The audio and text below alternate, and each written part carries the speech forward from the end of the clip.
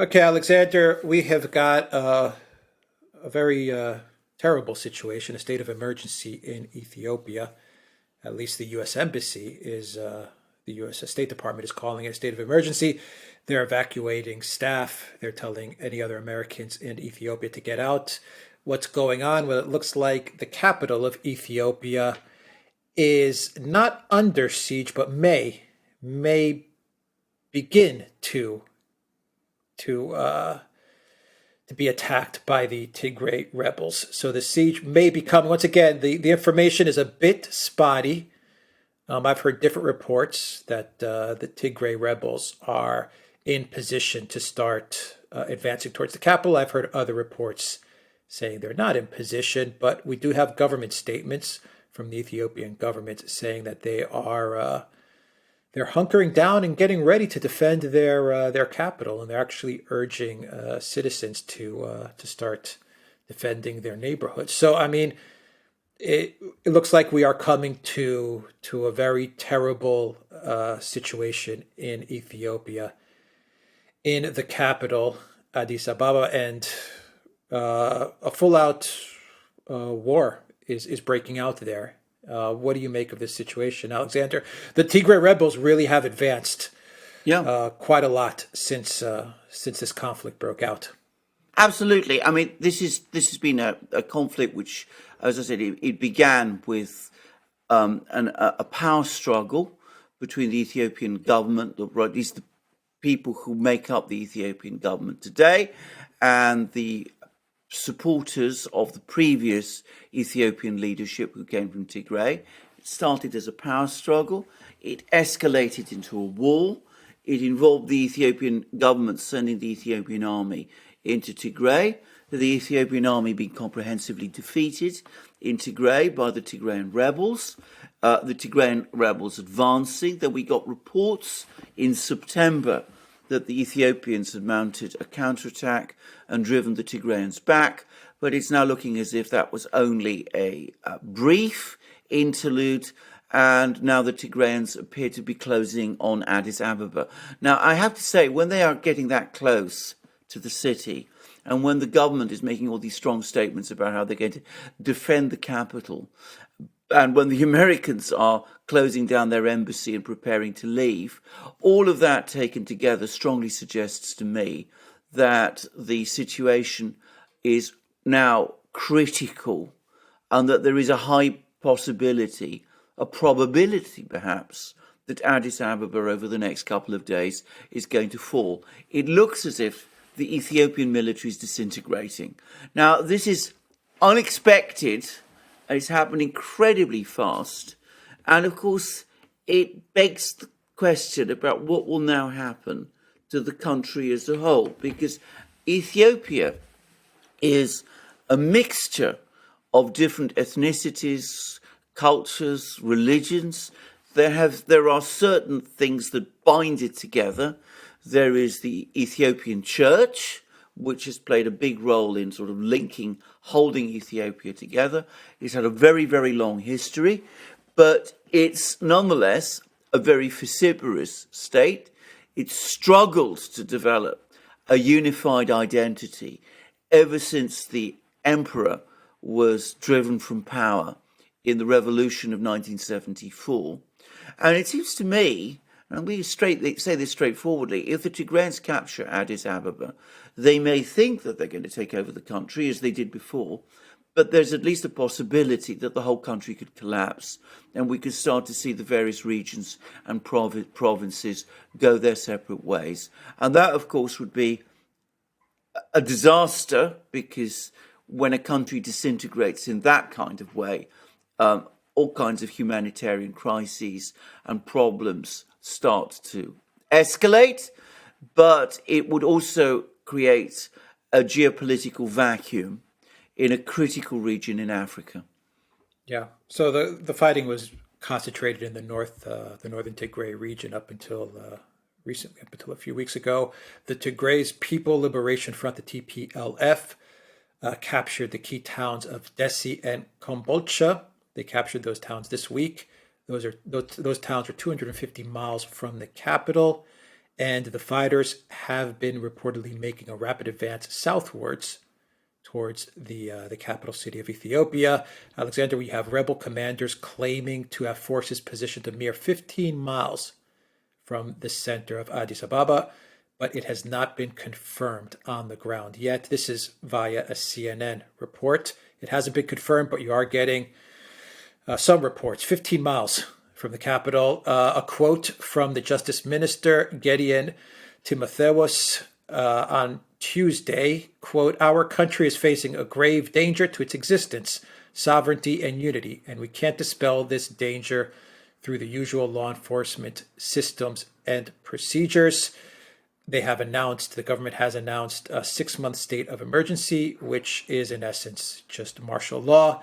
And the government has also called on all residents in the capital of Ethiopia to prepare to defend their neighborhoods ahead of a potential rebel assault, which is looking imminent. This is full out war.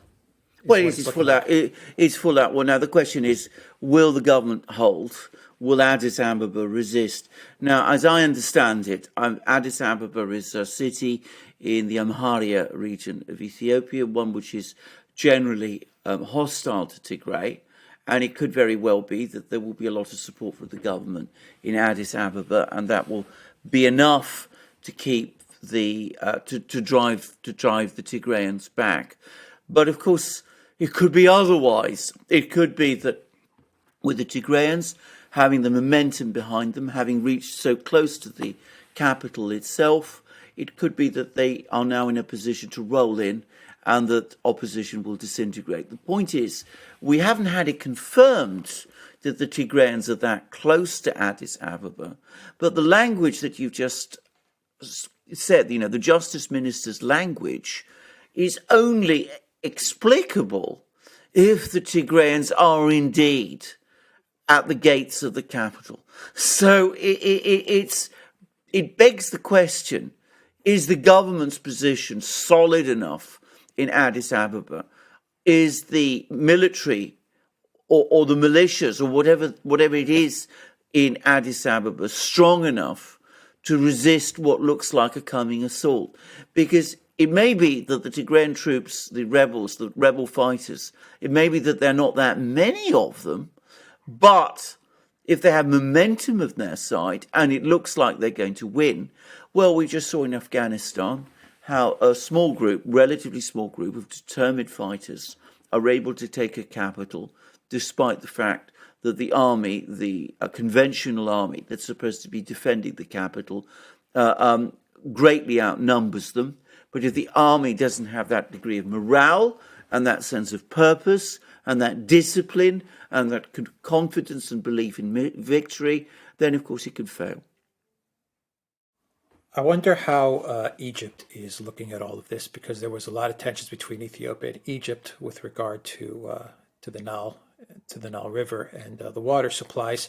I wonder what Egypt is thinking at this moment. I am going to make a guess that the Egyptians are quietly pleased, and I know that there are some reports, which of course I cannot remotely confirm, that one of the reasons the Tigrayans have been able to make these advances and have been able to defeat the Ethiopians on so many occasions and have now got themselves into a winning position is because they've been getting some support from Egypt. Now, whether that's true or not, I mean, as I said, I can't possibly confirm. The Tigrayans do have battlefield experience. I mean, they fought many wars against the central government in Ethiopia. And for a while, after they captured Addis Ababa back in the 90s, they were the central government of Ethiopia. So, we're talking about hardened, experienced fighters with hardened, experienced commanders. But given the speed of the Ethiopian military's collapse, one does have to wonder whether perhaps, just possibly, they've had support from outside. And if so, Egypt is a distinct possibility. And when you're talking about support from the outside, you have to talk about the United States, Russia, Absolutely. and China. Yeah. And there are reports saying that the United States may be quietly happy about this to a Yes. certain extent. Yes. And perhaps reports that China and Russia are not Yes. happy about this outcome. Yes, I agree, because from, there have been reports, certainly in public, the Russians at least have spoken out in support of the Ethiopian government, and the Ethiopians have been the Ethiopian government has been fairly grateful to the Russians for the fact that it's given them verbal support in this battle. And there is a widespread belief that that the United States has been unhappy about the fact that Ethiopia has been tilting.